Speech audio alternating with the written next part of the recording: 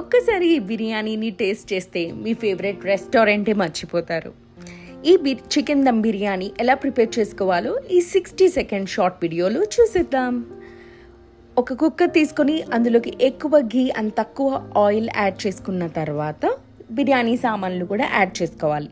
దాని తర్వాత మనం కట్ చేసి పెట్టుకున్న ఆనియన్స్, పచ్చిమిర్చి, టొమాటోస్, అవును మీరు విన్నది నిజమే, టొమాటోస్. ఇదేంటి బిర్యానీ అంటుంది అండ్ టొమాటోస్ యాడ్ చేస్తుంది అనుకుంటున్నారా? బట్ ఒక్కసారి అయితే ట్రై చేయండి, you will love it. So ఇవన్నీ బాగా సాటే చేసుకున్న తర్వాత మనం అల్లం వెల్లుల్లి పేస్ట్, కొబ్బరి పేస్ట్, గరం మసాలా అండ్ కొత్తిమీర పుదీనా యాడ్ చేసుకోవాలి.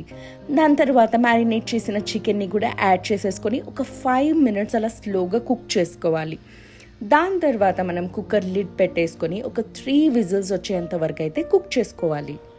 అండ్ చికెన్ కుక్ అయ్యే టైంలోకి మనం వాటర్ పెట్టేసుకొని అందులో ఘీ అండ్ షాజీరా యాడ్ చేసుకొని బాగా బాయిల్ చేసుకోవాలి.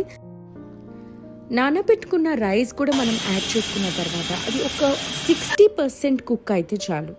దాని తర్వాత దాన్ని వడకట్టుకోవాలి. మీన్ వైల్ మన చికెన్ కర్రీ కూడా రెడీ అయిపోయింది. చూడండి ఎంత కలర్ఫుల్గా ఉందో, అంతే టేస్టీగా కూడా ఉంది. తర్వాత మనం రైస్ అండ్ కర్రీని లేయర్స్గా ఇలా చూపిస్తున్నట్టు యాడ్ చేసుకోవాలి. ఇలా యాడ్ చేసుకొని మనం దమ్కి పెట్టేసేయాలి.